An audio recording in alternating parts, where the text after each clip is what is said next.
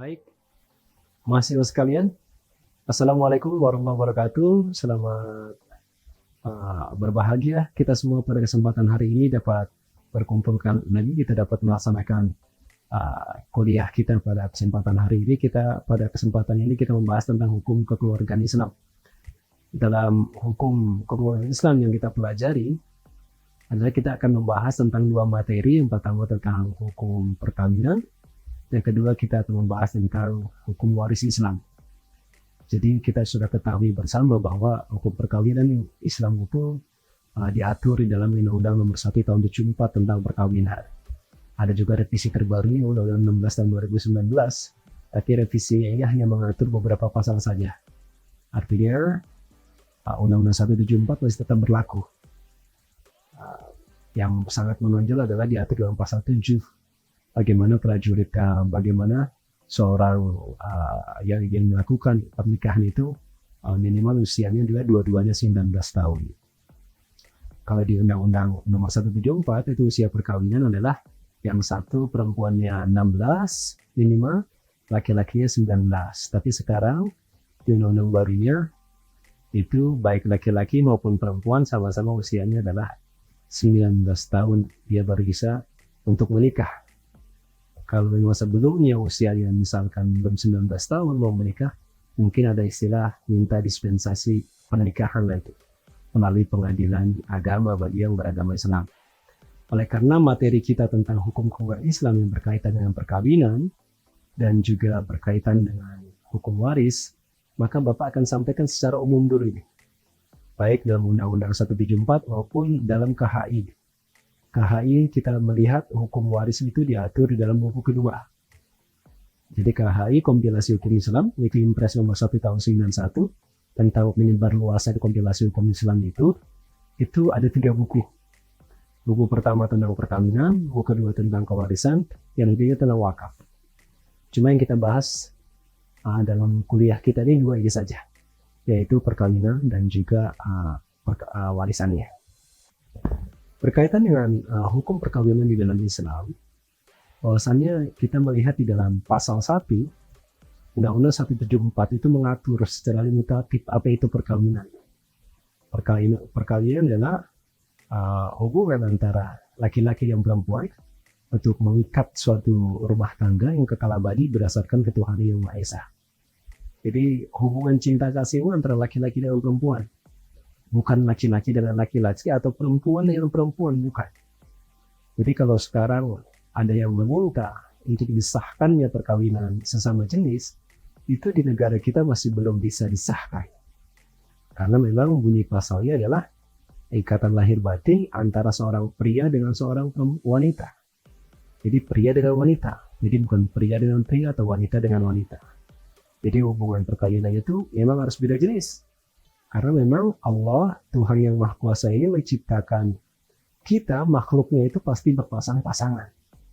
Tidak sejenis, kalau sejenis pasti punah. Tapi beda jenis, ada laki-laki, ada perempuan, ada siang, ada malam, ada hitam, ada putih, dan lain sebagainya. Jadi berbeda-beda, berpasang-pasangan. Itulah salah satu bentuk keharmonisan kita ketika kita menikah dengan beda jenis kita. Kita nggak usah melihat bagaimana di barat yang ada beberapa negara yang membolehkan perkawinan sejenis. Ini kan tidak mencapai daripada tujuan dari pernikahan. Kalau pernikahan itu sejenis, laki-laki dengan laki-laki pastinya mereka nggak bisa menghasilkan keturunan, atau wanita dengan wanita, perempuan dengan perempuan nggak akan menghasilkan keturunan. Maka Islam mengatur yang namanya perkawinan itu adalah laki-laki dengan perempuan, dan itu diatur dalam undang-undang. Undang-Undang Nomor 174 ini adalah hukum positif kita. Kalau ini merupakan hukum positif kita, yang maka itu berlaku secara umum, bukan hanya berlaku bagi orang beragama Islam saja. Undang-Undang 174 tentang perkawinan ini hukumnya bersifatnya adalah umum. Dia adalah hukum positif di negara kita. Jadi berlaku juga bagi mereka yang bukan beragama Islam. Jadi Islam dan juga undang-undang mengatur bahwasanya perkawinan itu adalah laki-laki dan perempuan. Tujuannya apa? Untuk membentuk rumah tangga yang bahagia, kekal abadi. Nah ini dalam perkawinan memang, karena memang menyatukan dua hati yang berbeda itu begitu susah. Ya makanya dalam perkawinan itu kita tidak boleh lagi merasa paling hebat, merasa paling berjasa antara suami dan istri. Ya, mereka harus sama-sama saling menutupi kekurangan dan kelebihan masing-masing. Tidak boleh ada yang merasa lebih super daripada yang lainnya. Karena antara suami dan istri itu punya hak masing-masing mereka di dalam kehidupan rumah tangganya. Itu diatur bagaimana dalam Undang-Undang 174, diatur perkawinan itu seperti apa, kemudian syarat sahnya perkawinan seperti apa, rukunnya juga seperti apa dalam perkawinan itu, apakah perkawinan itu dapat dibatalkan atau tidak, dan siapa yang membatalkan itu sudah diatur sebagai undang-undang. Jadi setiap perkawinan itu dicatatkan. Pasal 2 mengatakan harus dicatatkan. Kalau tidak dicatatkan nanti akan jadi masalah.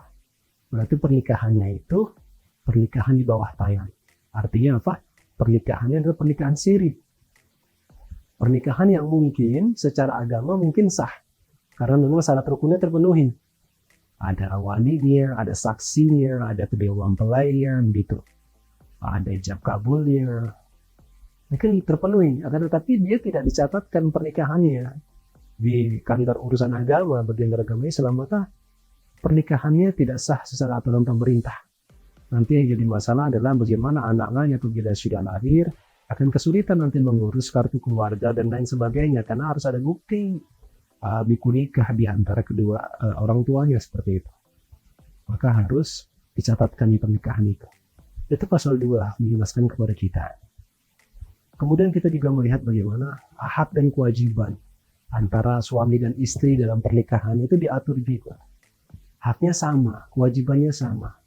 Istri sebagai ibu rumah tangga, suami sebagai bapak rumah tangga. Istri yang mengurus rumah tangga secara keseluruhan di dalam rumah itu, dan suami yang memberikan nafkah kepada anak dan istri. Istri tidak punya kewajiban memberi nafkah kepada suami dan anak-anak, tapi yang punya hak memberikan nafkah adalah suami. Dia punya kewajiban. Makanya nanti kalau kita berbicara tentang hukum waris dalam Islam, itu bagian suami, bagian laki-laki itu lebih besar 2:1 dengan bagian perempuan. Kenapa bagian lebih besar? Karena suami punya kewajiban memberi nafkah kepada anak dan istrinya. Sementara istri tidak punya kewajiban untuk memberi nafkah kepada suami dan anak-anaknya. Itu yang pertama. Yang kedua, ketika mau menikah, sang suami juga harus menyiapkan yang namanya mahar, mas kawin. Ini kan butuh biaya juga. Maka wajar saja kalau bagian laki-laki dalam masalah warisan itu 2:1. Laki-laki lebih besar, karena nanti dia harus beli mahar juga. Dia harus memberikan seserahan kepada calon istri dan kepada calon mertuanya. Ada seserahan yang diserahkan. Ini kan semua merupakan butuh biaya yang cukup besar, sehingga memang Islam melihatnya seperti itu. Biar mulai rasa keadilan, dan juga uang yang diperoleh dari harta warisan seorang suami, seorang laki-laki yang bagiannya lebih besar, toh juga nanti akan kembalinya kepada istrinya, akan diberikan kepada istrinya. Jadi istri tidak membeli mahar, tapi membeli mahar adalah kaum laki-laki. Itulah keadilan bagaimana secara umum Bapak sampaikan warisan di dalam Islam seperti itu. Jadi laki-laki bagiannya lebih besar daripada bagian perempuan. Bagaimana kalau seandainya mereka sepakat untuk dibagi sama saja? Kalau di jalan Islam yang sebenarnya adalah, kalau Allah sudah mengatur dalam suatu aturan tentang suatu hukum, kalau kita mengambil hukum yang lain, tidak mengambil hukum yang ada dalam Al-Quran dan hadis yang sudah dijelaskan secara limitatif, secara jelas, ya kita termasuk orang-orang yang zalim. Seakan-akan kita merasa lebih pintar daripada Allah. Allah sudah tentukan, kita ngambil hukum yang lain. Ini kita zalim, tidak boleh kita seperti itu. Tapi kalau terkait dengan warisan, ketika bagian anak laki-laki sudah tahu bagian yang lebih besar, dia lebih besar, dan dia ikhlaskan bagiannya untuk adik-adiknya yang perempuan, biar dibagi sama saja harta warisan itu, maka itu dibolehkan, itu dibenarkan. Kenapa? Karena memang kakaknya yang laki-laki sudah tahu bagiannya lebih besar, dan dia mensodakohkan bagiannya kepada adik-adiknya. Nah, ini pun pahalanya begitu besar. Tapi tidak boleh adik-adiknya yang perempuan nuntut gugat kepada kakaknya yang laki-laki agar dibagi sama, tidak boleh. Itu akan jadi masalah lagi nantinya.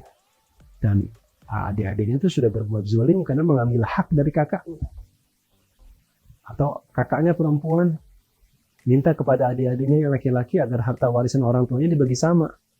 Nah, ini nggak boleh karena memang bagian adik-adiknya sudah jelas lebih besar. Tapi kalau adik-adiknya yang menawarkan terlebih dahulu yang laki-laki, maka itu dibenarkan. Berarti adik-adiknya sudah bersedekah kepada kakaknya yang perempuan.